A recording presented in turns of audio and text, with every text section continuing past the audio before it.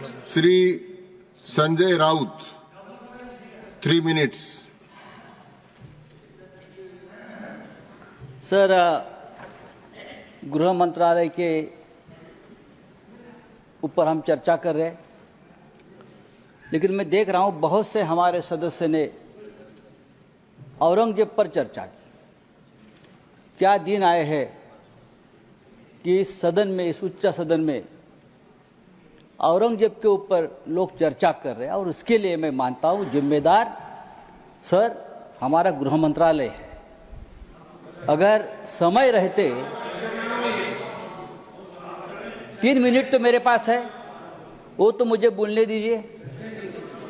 अगर गृह मंत्रालय ने, देश के गृह मंत्रालय ने ऐसी जो ताकतें हैं, जो बार बार इस देश में औरंगजेब का नाम लेकर इस देश में अस्थिरता पैदा करने की कोशिश की, उसमें कुछ लोग ऐसे हैं जो महाराष्ट्र में मंत्री है, जो केंद्र में उच्च पदों पर है, तो उनको अगर हम रोके नहीं तो ये देश एक नहीं रहेगा, ये देश अखंड नहीं रहेगा।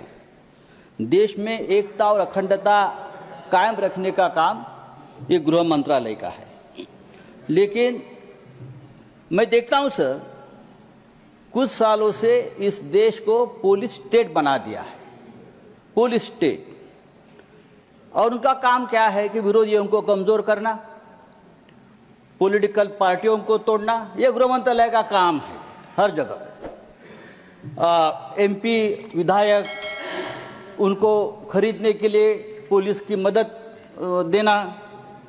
अगर ये हो जाएगा तो जो असली काम है गृह मंत्रालय का, लॉ एंड ऑर्डर, देश को एक रखना, सुरक्षा रखना। एक मणिपुर कल तक जल रहा था, लेकिन अब महाराष्ट्र को भी जला दिया, महाराष्ट्र को जला दिया। नई लाशें बिछाने के लिए गड़े मुर्दे आपने उखाड़ दिए, नई लाशें बिछाने के लिए आपने गड़े मुर्दे उखाड़ दिए, और वो भी औरंगजेब के नाम पर। 300 साल में नागपुर में कभी दंगा नहीं हुआ था, इतिहास है नागपुर का। 300 साल में कभी नागपुर में दंगा नहीं हुआ था।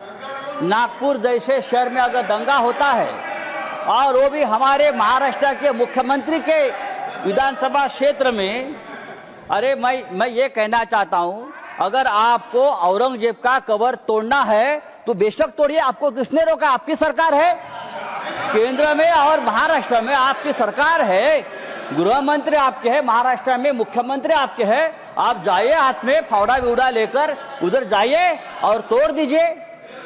लेकिन आपके बच्चों को भेजो, हमारे बच्चों को मत भेजना। आपके बच्चे विदेश में पढ़ रहे, आपके बच्चे विदेश में काम कर रहे, और जो गरीब बेरोजगार बच्चे हैं उनका आप दिमाग माननीय संजय राउत जी, भाषण समाप्त लगा दिया है। सर, मैं कहता हूं ये इस प्रकार का काम रोकने की जिम्मेदारी